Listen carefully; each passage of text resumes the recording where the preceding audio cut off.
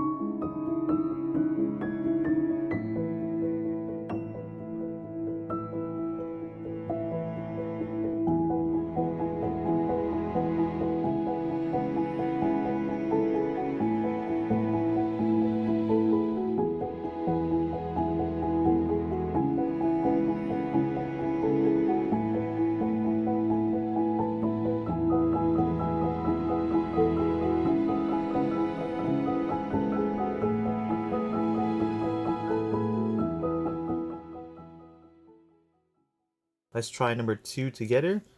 For 709, we went around to the tens place, we'll underline it. And then we look at the number after it. In this case, it is a 9, which is greater than a 5. So we're going to round this number up. When you round the number up, the one that you underline is going to go up by 1, and everything after it return to 0.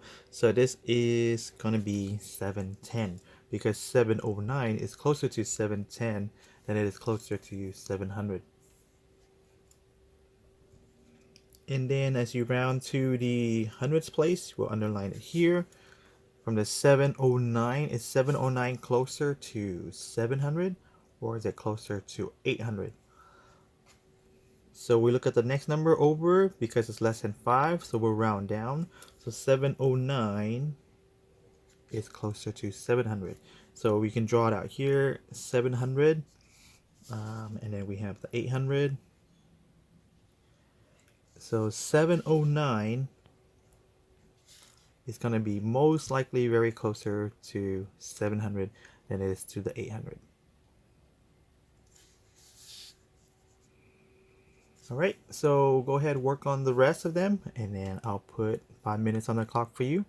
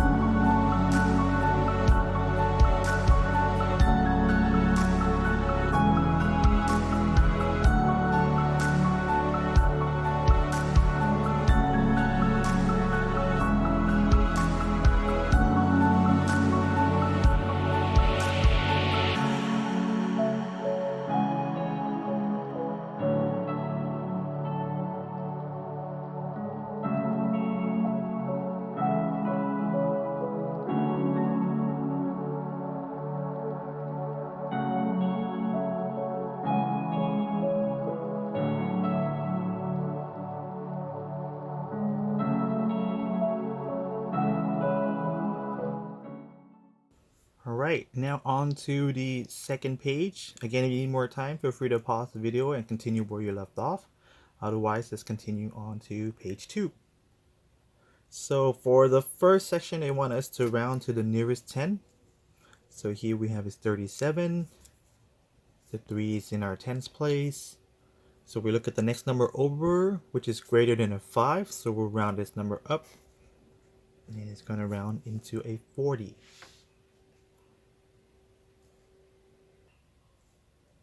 Alright, so go ahead, continue that section. Just remember, anytime the number is greater than 5, you round up. If it's less than 5, you round down. Okay, let's move on to the next section before you try it yourself.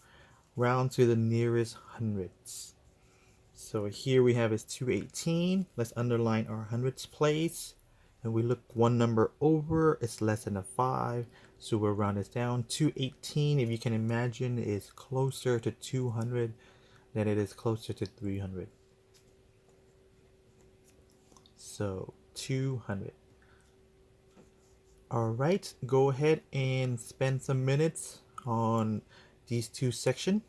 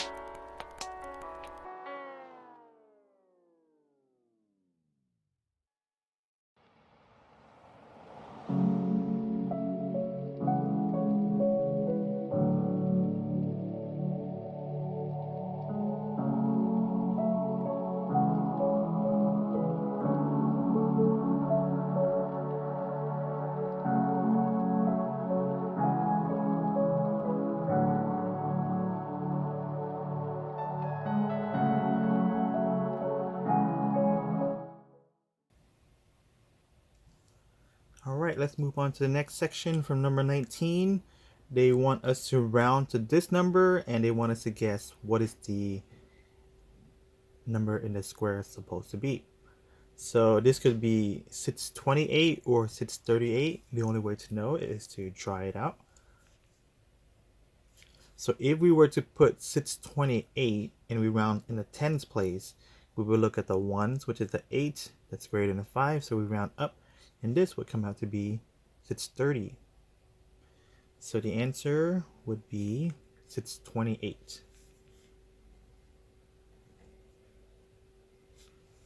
What if it wasn't a 2? What if it was 638? If it was 638, then this would have been round up and would come out to be 640, which is not what we're looking for. So 628 is our answer. Okay, let's try number 21 just right below here. We're rounding to the hundreds place and you round out to 800. So it's tempting to say, let's put an 8 right here. So if we did put an 8, it would be 852. And if we round out the hundreds place, this 5 right here would push this number up and this would round out to be 900 instead. So the answer is actually not 852. It would be 752 because as we round this number up, this would turn into an 800. So the best thing to do is just to try all the numbers and see which number works. Okay, so do 19 to 24 and then also do 25 and 26. Again, always try things on your own first. I will eventually help out you with those numbers, but as you try at first, it will be easier to compare answers. And even if you make mistakes, it's perfectly fine, not a big deal, because when you make mistakes, then you know what you did wrong and how to do it right, rather than just having the answers only. Okay, so go ahead, tackle number 19 to 26.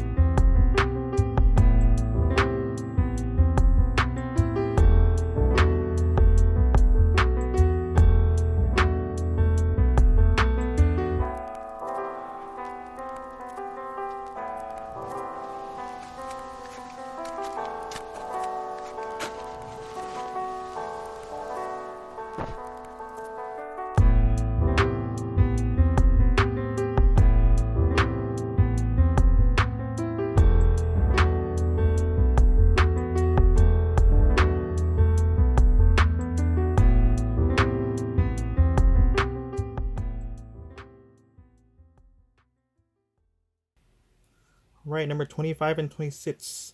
25. Carlos has 37 CDs in his music collection. To the nearest tens, how many CD does Carlos own? So we'll look at the nearest 10, 37. We want to round 37 up or down. So we take a look at the 3 and the number next to it is the 7. That means the 7 is greater than a 5. So we're going to round it up. That means it's closer to either 40 or is it closer to 30?